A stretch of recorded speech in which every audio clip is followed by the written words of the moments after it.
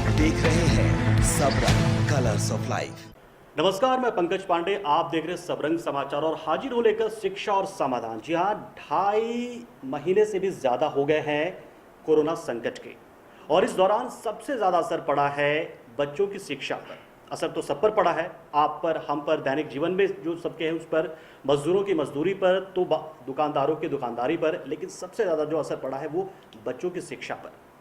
और इस पर सबसे ज़्यादा चिंता भी की जा रही, क्योंकि बच्चों की शिक्षा यानी देश का भविष्य, झारखंड का भविष्य, आपका और हम सबका भविष्य। और इसका एक तरीका निकाला गया है, वो तरीका है ऑनलाइन शिक्षा का।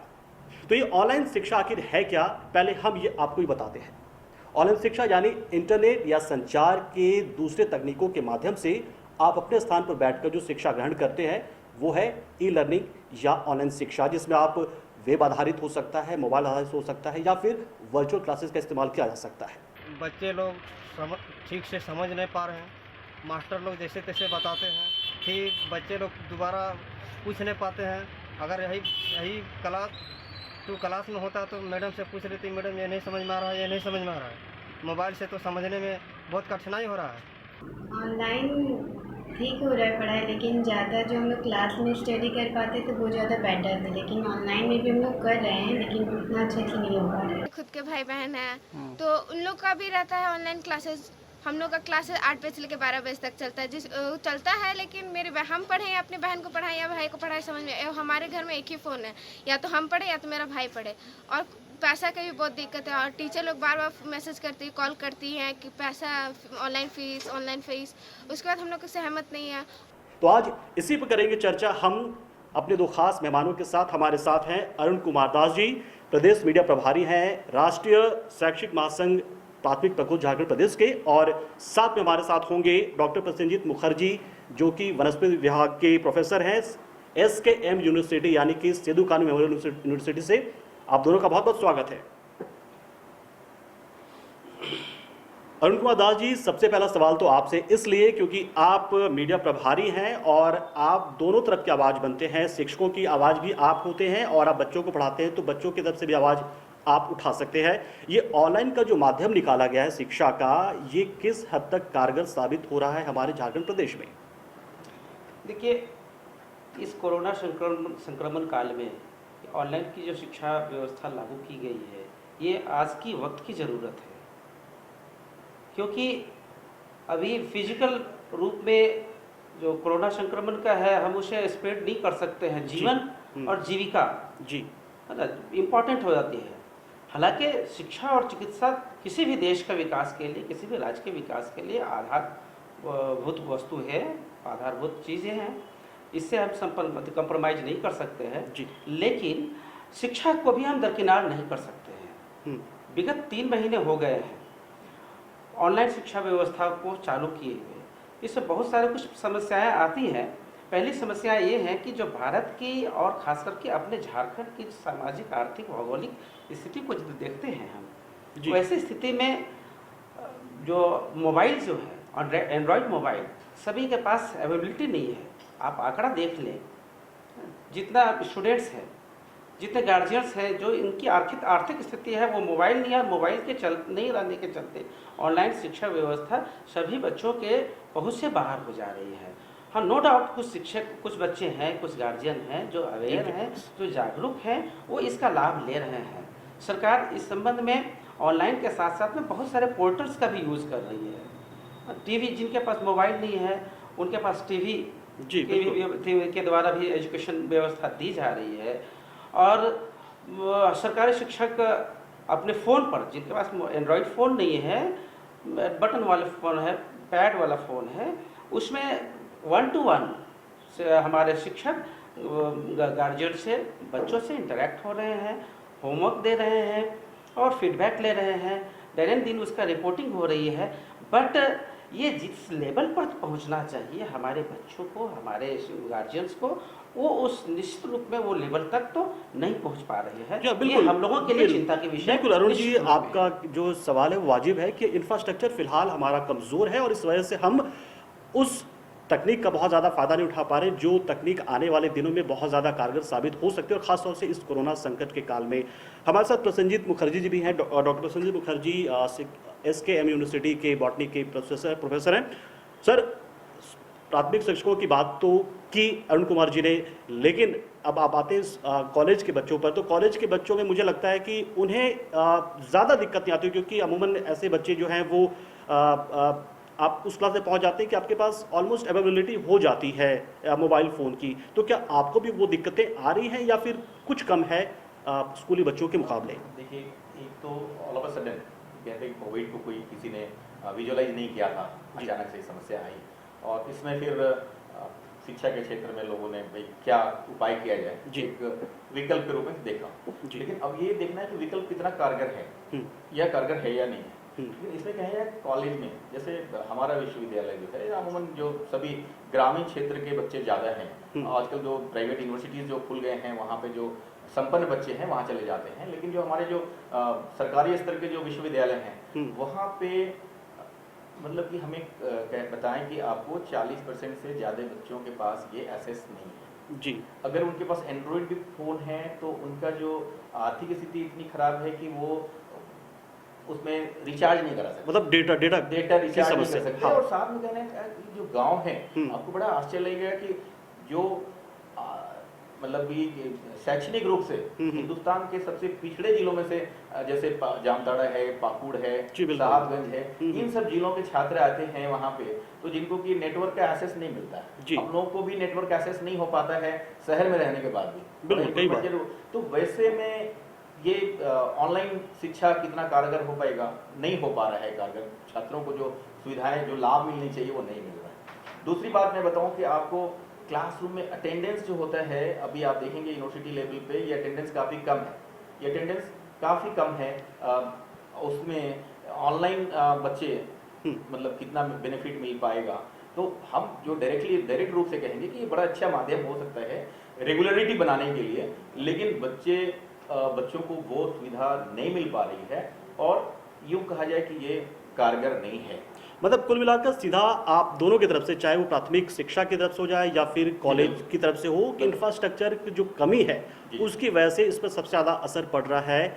लेकिन सवाल ये है आप दोनों से ही कि अगर ये नहीं तो फिर किस माध्यम का इस्तेमाल करना होगा हमें बच्चों की शिक्षा को लेकर, क्योंकि हमारा भविष्य है वो हम उन्हें कोरोना की वजह से हम 6 महीना साल में पीछे जाने नहीं देना चाह सकते।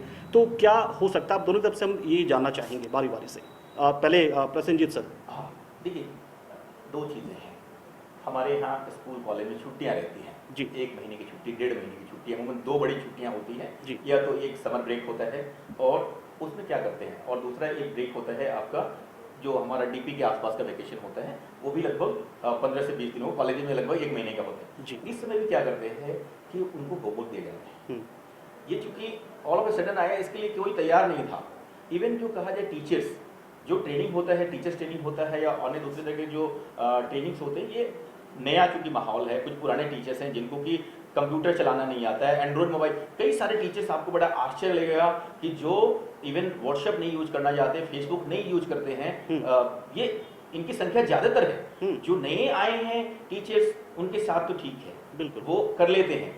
लेकिन पहले जो था कि हम लोग जो होमवर्क देते थे और होमवर्क को चेक करने का जो प्रचलन था, इसमें कहीं तरह का कोई स्टूडेंट एक तनाव मुक्त वातावरण में जब मन करता था तब पढ़ते थे, और उसके बाद 1 महीने के बाद आकर के अपना असाइनमेंट जो है जो वो कराते थे। इससे बच्चे भी खुश रहते थे, टीचर को भी अपना। अब ये जो बच्चे ना बड़ा तनाव ग्रसित हैं घर पे, और क्या जाने कौन म्यूट करके छोड़ देता है। हालांकि इसमें 40% ही बच्चे कर रहे हैं जो बाहर, तो उससे ज्यादा नहीं है। तो उसमें क्या कर रहे हैं बच्चे, पढ़ रहे हैं कि नहीं। और हमारा तो अपना अनुभव रहा है कि क्लासरूम की टीचिंग जो है उसका कोई मुकाबला ही नहीं, कोई तोड़ ही नहीं उसका। बिल्कुल।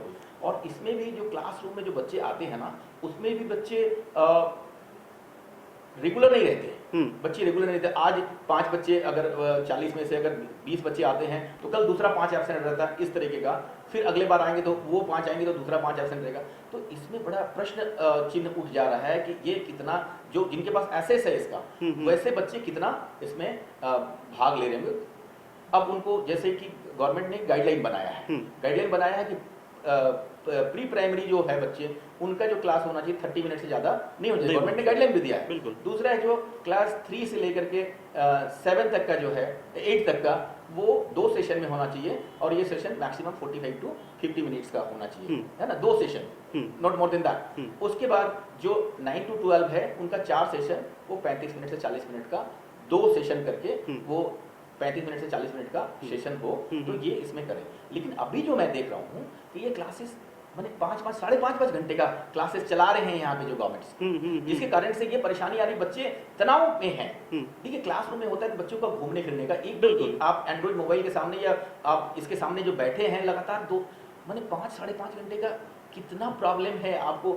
नाश्ता, मैं कल की घटना बता रहा हूँ कि एक लड़की को क्लास से निकाल दिया गया इसलिए कि वो लड़की नाश्ता करने के लिए गई थी। मैं अभी टीचर से, चूंकि हमारा प्राइवेट स्कूल में और अप टू 12 प्लस 2 तक का पढ़ाने का अनुभव है, हमारे टीचर से मैं रांची में पढ़ाया हूँ, तो उनसे बातचीत होती रहती है कितने, तो वो टीचर भी बताते नहीं सर ये कारगर नहीं है, बिल्कुल तरीके से कारगर नहीं है। तो इसमें जो असाइनमेंट देते थे, उनका कहना है, हमारा भी मानना है, हमारी बेटी भी है, जिसे मैं पूछ के आज भी मैंने चर्चा करी है कि भाई क्या इसका विकल्प होना चाहिए। बोले नहीं, जो पहले ये माध्यम हुआ करता था असाइनमेंट देने का, क्योंकि ठीक है 1-to-1 कम्युनिकेशन वाला स्थिति रहे तो ठीक है, क्योंकि सबों को अब वो संभव ही नहीं है, संभव नहीं, हैंड रेज का आता है इशू। हाँ। अब हम लोगों को भी दिक्कत होती है, वेबिनार में हम लोग अटेंड करते हैं तो हम लोग का कौन सा अभी परेशानी आ जाती है। हाँ, कैसे उसमें लिमिटेशंस होते हैं कि बहुत सारे विंडोज आपको उसमें दिखते नहीं कि कौन अवेलेबल है और किसने हैंड रेज किया है। अरुण कुमार जी, विकल्प की बात हम कर रहे थे, विकल्प क्या हमारा होना चाहिए अगर ऑनलाइन को, जैसे आपने कहा कि ये कारगर साबित नहीं हो रहा है, लेकिन विकल्प क्या हो सकता है कि हमारे बच्चों की शिक्षा पर असर ना पड़े कम से कम इस कोरोना काल में, क्योंकि हम देख रहे हैं 2.5-3 महीना तक कोरोना संकट है और आगे भी 2.5-3 महीना कहा जा रहा है। ICMR की रिपोर्ट भी यही कह रही है कि अक्टूबर तक भी बहुत आसानी से अगर ये चले जाए तो इसमें कोई दो राय नहीं। तो विकल्प क्या हो सकता है कि हम बच्चों को शिक्षा दे पाएं, वो ऑनलाइन ना हो तो फिर क्या हो? देखिए पंकज जी, जहाँ तक विकल्प की बात है, तो विकल्प के पहले मैं एक बात बताना चाहता हूँ कि जब ये कोरोना संक्रमण काल नहीं थी, जैसा कि प्रसन्नजीत सर ने भी कहा कि जो हमारी उपस्थिति, बच्चों की उपस्थिति मैं देखता हूँ या हम सब देखते हैं, स्कूलों में देखते हैं, गाँव में देखते हैं जी, जो उतना पर्याप्त मात्रा में बच्चों की उपस्थिति नहीं हो पाती है। तो ये तो ऑनलाइन क्लासेस है, ये अपनी चॉइस पर डिपेंड करती है। यहाँ सबसे पहले सरकार स्तर पर, अपने देश स्तर पर या राज्य स्तर पर ये सबसे पहले निर्धारित करना होगा कि सरकार का विकास का फंडा जो है या राज्य का या देश का विकास का जो फॉर्मूला है, विकास का मतलब क्या होगा, विकास में शिक्षा किस पायदान पर है। यदि शिक्षा और चिकित्सा यदि एक नंबर 1 पायदान पर जाते हैं तो वैसे स्थिति में सबसे पहली चीज है कि हमें गाँवों में अवेयरनेस फैलाना होगा कि शिक्षा के क्या महत्ता है। बिल्कुल, जब तक महत्व इसका महत्व समझ पाएंगे तब तक हम इसके आगे की जो स्टेप्स है उसको हम फॉलो नहीं कर पाएंगे। क्लास वर्क और ऑनलाइन वर्क में बहुत ज़्यादा फर्क होती है। अभी छोटे छोटे बच्चे हैं, नेटवर्क का तो इश्यूज है ही, बिल्कुल है, ठीक है, लेकिन मैं एक विकल्प के तौर पर सरकार को आपके माध्यम से सुझाव देना चाहता हूँ कि कमोबेश सभी गाँवों में, खासकर ग्राम पंचायत मुख्यालय में नेटवर्क की व्यवस्था होती है, वाईफाई की व्यवस्था होती है।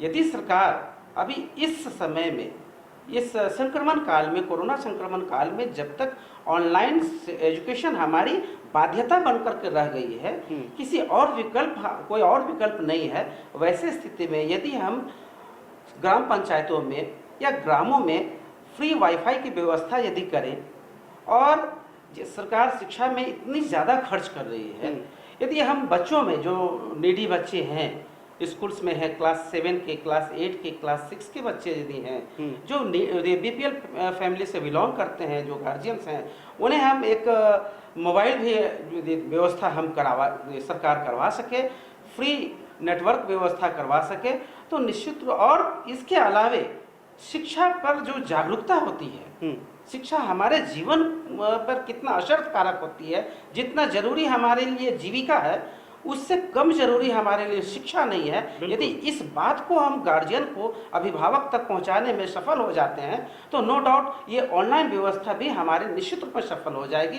क्योंकि ये नॉलेज क्रांति का समय है, नॉलेज युग का समय है। ये जब तक इस युग में हम सरकार का या विश्व के कदम से कदम मिला करके नहीं चलेंगे, तब हमारा देश या हमारा राज्य पिछड़ा जाएगा। बिल्कुल सही कहा था अरुण सर। आपने जो बात कही बिल्कुल सही बात कही, और हम अपने दर्शकों को और साथ ही साथ हमारे प्यारे बच्चों को जो अगर देख रहे हैं इस कार्यक्रम को, तो बताना चाहेंगे उनको कि आने वाले दिनों में जो मिनिस्ट्री ऑफ एचआरडी है यानी एमएचओआरडी की तरफ से देश के करीब 3 लाख स्कूलों में जो इंफ्रास्ट्रक्चर है इंफॉर्मेशन एंड कम्युनिकेशन टेक्नोलॉजी का, उस पर करीब 50 से 60 हज़ार करोड़ खर्च किए जाने हैं। साथ ही साथ जो कंटेंट ई लर्निंग कंटेंट है उस पर भी अच्छा खासा खर्च किया जा रहा है। लेकिन सवाल अब यहाँ पर ये है कि ये जब होगा तब होगा, लेकिन फिलहाल क्या किया जाए इस पर हमारी चर्चा चल रही है। और आपसे गुजारिश है कि ठीक है, ऑनलाइन विकल्प को लेकर आपके पास कई सारी समस्याएं होंगी, नेटवर्क का इश्यू होता है या घर में आपके पास फ़ोन नहीं होता है, लेकिन उसके बावजूद आप पढ़ना जारी रखें, वो किसी की मदद से भी हो सकता है, ये सबसे ज़रूरी है।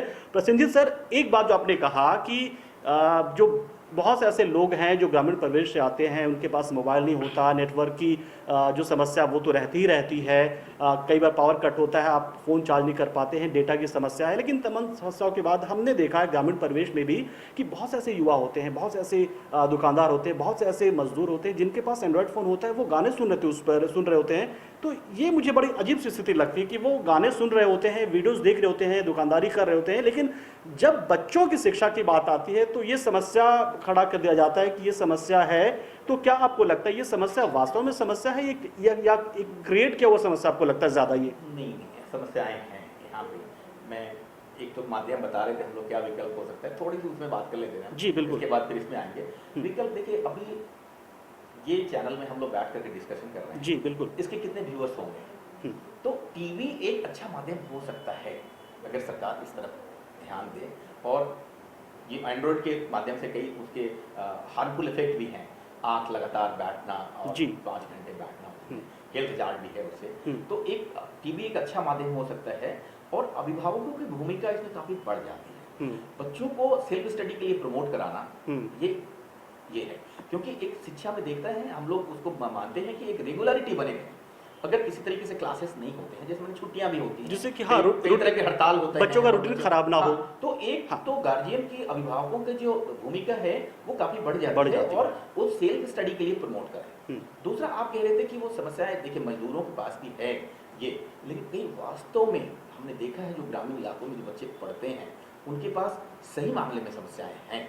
जो बच्चे चप्पल नहीं पहन के आते हैं कॉलेज में भी, और उनके पास किसी तरीके से वो कॉलेज आ रहे होते हैं और उनको जो पैसा सही मायने में जो सरकार के द्वारा जो पैसा मिलता है उससे वो लोग किताब पुस्तकें खरीदते हैं और साथ में कुछ अपने कपड़े वस्त्र वगैरह खरीदते हैं। तो है नो डाउट, लेकिन जो वैसे क्लास के पास मजदूर क्लास है, अब जो बाहर हमारे झारखंड के काफी लोग बाहर जाते हैं पढ़ने के लिए, काम करने के लिए, मजदूरी करने के लिए लेके आते हैं, लेकिन वैसे लोगों के पास शिक्षा का अभाव है। वो जो देख रहे हैं आप कि वो मोबाइल लेके घूम रहा है, गाना सुन रहा है, उनके घर में बच्चे नहीं पढ़ रहे हैं। ये चीज, ये भी एक समस्या है। एक समस्या है कि वहाँ पे शिक्षा का जो स्तर होना चाहिए वो नहीं है। और जो बच्चे ग्रामीण जो पढ़ रहे हैं किस तरीके से, हमारे जो ट्राइबल सोसाइटी के जो बच्चे हैं किस तरह से आ रहे हैं पढ़ने के लिए, उनके पास एक जेन्युइन समस्या है। जी, थोड़ा हो सकता है 2-5%, 10% आपने जो कहा वो बात भी सही हो सकती है, लेकिन ये समस्या है, हमने जो ऑब्जर्व किया ये समस्या है। अरुण जी आप बता रहे थे कि एक जैसे कि अभी प्रसेनजीत सर ने बताया कि टीवी एक अच्छा माध्यम हो सकता है अगर हम ऐसे बच्चों को जो कि उस परिवेश से आते, ग्रामीण परिवेश से, या फिर जो आर्थिक रूप से कमज़ोर हैं, जिनके पास मोबाइल की रीच नहीं है, तो उन्हें हम टीवी के माध्यम से उन्हें हम शिक्षा दे सकते हैं। तो क्या ये प्रयोग किया जा सकता है या पहल जो है, चूँकि आप महासंघ से जुड़े हुए हैं, तो ये पहल क्या आप करवा सकते हैं कि ये सुझाव सरकार तक पहुँचे? हालांकि कोशिश की गई है दूरदर्शन के जरिए कुछ हद तक, लेकिन फिर भी वो कितना उसको और कितना बेहतर बनाने के लिए सुझाव क्या आप लोगों की तरफ से गया है? जी, सबसे पहले मैं ये बता दूं पंकज जी कि अप्रैल 2020 में मानव संसाधन मंत्रालय भारत सरकार के द्वारा ऑनलाइन भारत पढ़े ऑनलाइन अभियान शुरू किया गया। जी बिल्कुल, जिसके तहत बहुत विभिन्न पोर्टल भी हैं, दीक्षा स्वयं है और भी बहुत सारे पोर्टल्स हैं जिस पर कार्य कर रहे हैं। लेकिन फिर वही बात आ जाती है ऑनलाइन व्यवस्था पर। सबसे बड़ी चीज़ जो है कि सेल्फ स्टडी का हमें बच्चों में आदत डेवलप करना, ये एक बहुत बड़ी चुनौती है मेरे समझ से। जी, जहाँ मैं ग्रास रूट लेवल पर मैं देखता हूँ, जो बच्चों को देखता हूँ, विद्यालयों में देखता हूँ, ग्रामीणों में देखता हूँ, बहुत सारे स्कूल्स में मुझे जाने का मौका मिला है। खुद मैं एक ट्रेनर के रूप में भी काम करता हूँ, शिक्षकों को भी ट्रेनिंग दिया हूँ निष्ठा पोर्टल के माध्यम से। तो मैं देखता हूँ कि उनमें सेल्फ स्टडी का एक माहौल क्रिएशन नहीं हो पा रही है। जो शिक्षा पर जो फोकस होनी चाहिए अभिभावकों का वो नहीं है। चिंता बरकरार जरूर है कि हमारा बच्चा पढ़ नहीं पा रहा, हमारा बच्चा पढ़ नहीं पा रहा, बट वो शिक्षा का जो मुहिम जो चलाना चाहिए अपने राज्य में, अपने देश में, उसकी कहीं ना कहीं निश्चित रूप में कमी है। और कहीं ना कहीं सरकार से लेकर के, जनता से लेकर के और देश तक इसके सारी ठिकरा शिक्षकों पर के मत्थे फोड़ करके इसकी इतिश्री कर लिया ये बहुत सही, इस पर हम शिक्षक संगठन जी बिल्कुल, ये बड़ा सवाल आपने उठाया और बहुत ही जेन्युइन सवाल है, ये वाजिब सवाल है कि सवाल सिर्फ ये नहीं है कि बच्चों के पास एंड्रॉइड फोन हो या ना हो, नेटवर्क हो या ना हो, सवाल तो ये भी है ना कि जो शिक्षक हैं वो कितने कॉम्पेटिबल है उस माध्यम को पढ़ाने के लिए। तो ये क्या समस्या वास्तव में है कि सारे शिक्षक वो इतने टेक सेवी नहीं होते हैं, उतने यूजर फ्रेंडली नहीं हैं उन चीज़ों को लेकर? जी निश्चित रूप में है। आज यदि सचमुच में सर्वे करवाया जाए तो शिक्षक नेट फ्रेंडली, बहुत ज़्यादा शिक्षक नेट फ्रेंडली नहीं है। यदि 5% 10% को छोड़ दिया जाए तो 95% 90% शिक्षक आज नेट फ्रेंडली है नहीं। क्लासरूम की एक्टिविटी में अच्छे हैं, नो डाउट अच्छे हो सकते हैं, तो उन्हें भी परेशानी हो रही है। आप खुद, हम लोग घर में भी यदि कोई पोर्टल खोलते हैं तो इसमें इतनी परेशानी होती है। यूट्यूब से एक लर्निंग ऐप देख लेते हैं, खुद हमने जब बनाया, अपनी चैनल बनाया, हमारे मित्र चैनल बना रहे हैं तो उनकी इतनी परेशानी होती है, उसे सिर्फ ओपन करने में परेशानी होती है। तो बच्चे हैं, बच्चे कितना ओपन करेंगे? ये बात सही, बिल्कुल सही है अरुण कुमार जी, आपने बहुत अच्छा यहाँ पे रखा कि सिर्फ बच्चों की बात उन शिक्षकों की भी है जो टेक से भी नहीं है, जो ऑनलाइन माध्यम के जरिए अपनी शिक्षा उनके अंदर है, वो दे सकते हैं, उनमें वो कैपेबिलिटी है, लेकिन वो उस यूजर फ्रेंडली नहीं होने की वजह से, वो टेक से भी नहीं होने की वजह से वो शिक्षा जो है बच्चों तक पहुंचा नहीं पा रहे हैं। यही बात हम अब प्रसेनजीत सर से बात करते हैं। सर, एक बात यहाँ पर हो रही थी कि दूरदर्शन को माध्यम बनाया जाए, फिर बात हुई कि ऑनलाइन कहाँ तक सक्सेस है नहीं है, लेकिन क्या ये भी माना जाए कि इस कोरोना संकट काल में शिक्षकों को भी इसके लिए पहले थोड़ा सा ट्रेंड कर देना चाहिए था इस दौरान ही? ठीक है, हम 1 महीना बाद से शुरू करते हैं ऑनलाइन क्लास को, लेकिन उससे पहले शिक्षकों को हम थोड़ा सा ये टेक से भी बना देते और थोड़ा सा उन्हें प्रशिक्षित कर देते। देखिए, यहाँ पे और 1-2 बात मैं जोड़ना चाहता हूँ जी, कि जो सबसे पहले तो क्लास हम लोग पहले भी करते थे कि जो टेक्स्ट हुआ, जो नोट्स हुआ, वो नोट्स को हम लोग सबसे पहले माध्यम ये भी आया था कि व्हाट्सएप ग्रुप बना दे बच्चों का, वो ज़्यादा इजी है, वो काम हो सकता है, तो उसके माध्यम से नोट्स हम लोगों ने बच्चों को सर्कुलेट कराया। जी बिल्कुल।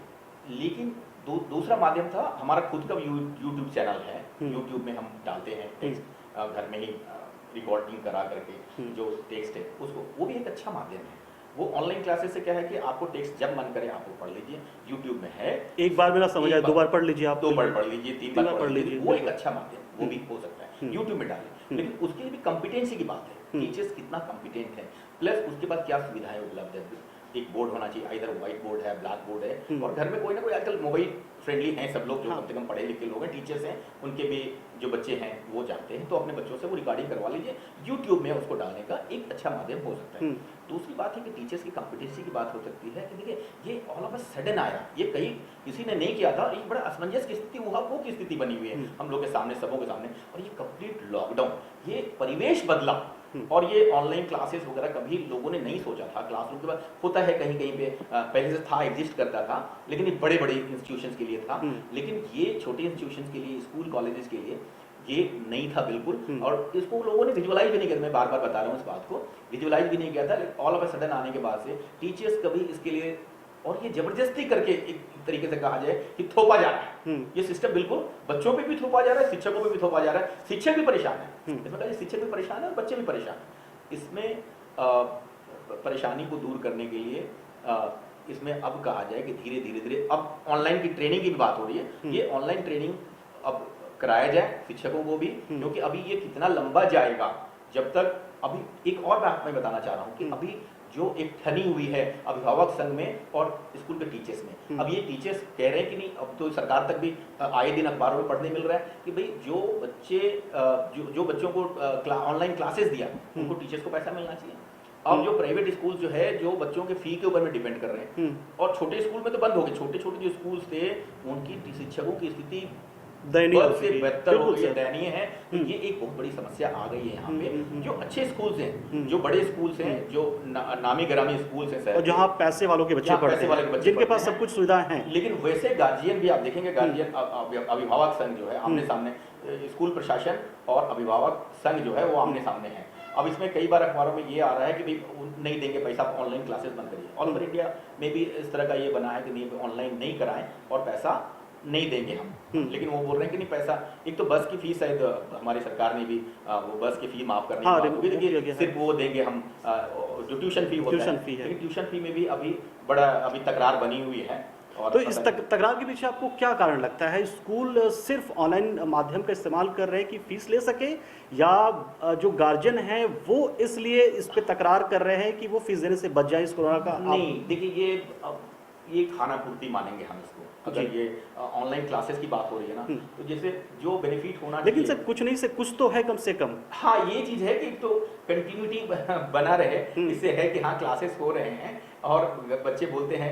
हम लोग भी जैसे फ्रेंड्स के पास फोन करते हैं तो बोले सर सॉरी उठा नहीं सके फोन, बच्चा क्लास कर रहा था, हमारा ऑनलाइन क्लास कर रहा था। तो ये एक तो है कि चलिए कंटिन्यूटी तो बनी है, लेकिन वो पूर्ण रूप से कारगर नहीं। चलिए थोड़ा कारगर हो सकता है, मान सकते हैं, पूर्ण रूप से कारगर नहीं है। और गार्जियन ये भी हो सकता है कि उनको भी लग रहा है कि भाई उसमें भी एक राजनीति की बू तो आती है कि भाई जी बिल्कुल, मतलब पैसा ना देना पड़े। चलिए ठीक है, अब बच्चा पैसा अगर गार्जियन नहीं देंगे तो शिक्षकों को पैसा कहाँ से मिलेगा? पैसे कहाँ से तो मिलेगा? हम इसके फेवर में हैं कि नहीं, शिक्षकों को पैसा, प्रबंधन को, स्कूल प्रबंधन को पैसा मिले, ताकि जो उनकी स्थिति जो दयनीय ना हो। क्योंकि सभी हम लोगों को पैसा भी मिलता है, अभी सरकारी जो शिक्षक हैं उनको पैसा मिलता है, लेकिन जो प्राइवेट शिक्षक हैं, क्योंकि मैं अभी पढ़ा चुका हूँ 10 वर्ष प्राइवेट स्कूल्स में, तो मैं उनकी व्यथा समझता हूँ। तो ये लगता है कि नहीं, गार्जियंस को कम से कम कुछ ना कुछ, वो कम से कम ट्यूशन फी, अन्य दूसरा फी ना दे, ट्यूशन फी कम से कम स्कूल को दे। और अगर चलता है,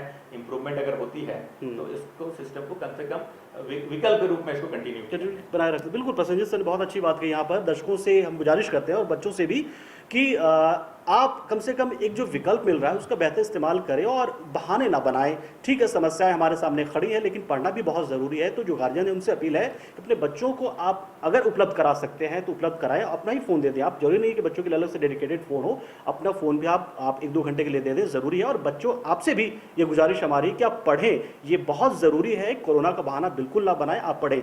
लेकिन ये सिर्फ निजी स्कूलों की बात यहाँ पर हम कर रहे थे। अरुण जी, निजी स्कूलों में तो चलिए जो बड़े घर के लोग हैं उनके बच्चे पढ़ रहे हैं, उनके पास सब कुछ अवेलेबल होता है, वो फीस नहीं देने के लिए तकरार कर रहे हैं या फ़ायदा नहीं मिल पा रहा है क्योंकि सर्विस है एक तरीके का।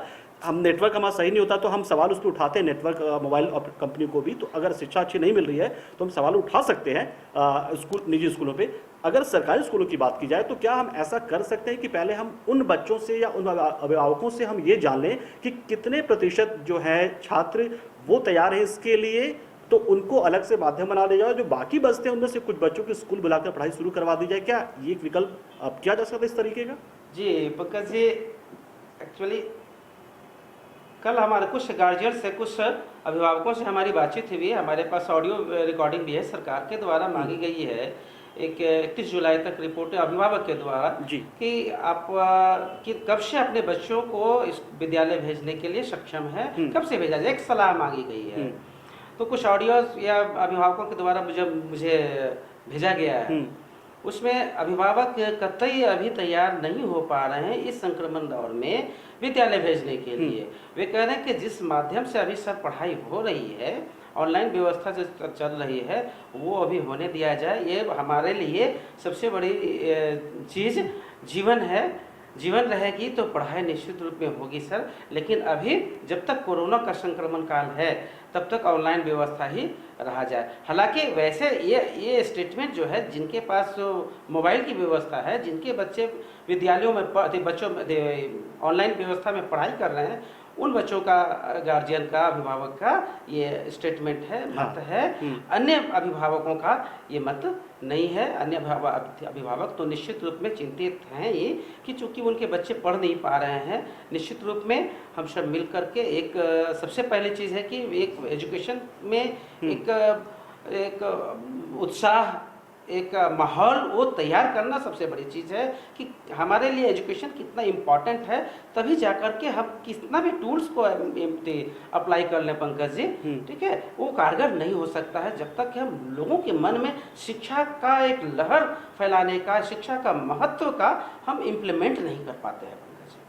बिल्कुल अरुण जी और प्रसन्नजीत जी हमारे साथ जुड़े, बहुत बहुत शुक्रिया आप लोगों का। तो सवाल अब यहाँ पर यही है कि पहले तो हमें जो शिक्षक हैं अगर वो चाहते हैं कि वो टेक सेवी हो जाए तो उन्हें इस तरह से प्रशिक्षण दिया जाए, जिस तरह से कंप्यूटर कभी आया था, तमाम बैंक स्कूल हर जगह लोगों ने उसको माध्यम को अपनाया, उसी तरह से तमाम जो ऑनलाइन पेमेंट सिस्टम हुआ आपने उसको इस्तेमाल किया, तो ऑनलाइन के प्रति आपको थोड़ा सा रुझान अपना बढ़ाना होगा। अगर आप सीखना चाहेंगे तो बिल्कुल सीख सकते हैं और आपको सीखना चाहिए, क्योंकि फिलहाल यही माध्यम हमारे पास है। हम बच्चों को स्कूल नहीं भेज सकते। अब रही बात उन बच्चों की भी कि जिन बच्चों के पास ये मौजूद नहीं है वो इंफ्रास्ट्रक्चर, या फिर उन स्कूलों में जिनके पास ये इंफ्रास्ट्रक्चर मौजूद नहीं है, उसको लेकर सरकार को कुछ न कुछ करना होगा। पहले सरकार तय कर ले कि जो अभिभावक अपने बच्चों को घर से ऑनलाइन शिक्षा दिलाने के लिए तैयार है उनके लिए अलग व्यवस्था जो चल रही है ऑनलाइन की वो चलते रहे, क्योंकि फिलहाल विकल्प हमारे पास नहीं है, क्योंकि कोरोना का जो संकट काल है ये अभी भी खत्म होने वाला नहीं है, ये लंबा जाने वाला है। और बाकी उन बच्चों के लिए जिनके पास इंफ्रास्ट्रक्चर मौजूद नहीं है, उनके पास अपने पंचायत में या फिर स्कूल इस तरह से, क्योंकि हम डिजिटल इंडिया की बात करते हैं और अगर उन बच्चों तक हम अपनी शिक्षा नहीं पहुंचा पा रहे हैं इस ज़माने में भी, तो ये हमारे लिए बहुत शर्म की बात है। तो फिलहाल उन बच्चों पर ज़्यादा फोकस सरकार को करना चाहिए जिनके पास ये तकनीक उपलब्ध नहीं है और वो जो ऑनलाइन शिक्षा ग्रहण नहीं कर पा रहे। बहुत बहुत शुक्रिया आप दोनों का हमारे साथ जुड़ने के लिए। और फिलहाल कोरोना का संकट काल है तो आप घर में रहें, सुरक्षित रहें, ये बहुत ज़रूरी है। आप और हम बचेंगे तभी हम इस समाज को बचा पाएंगे और देश को बचा पाएंगे। नमस्कार।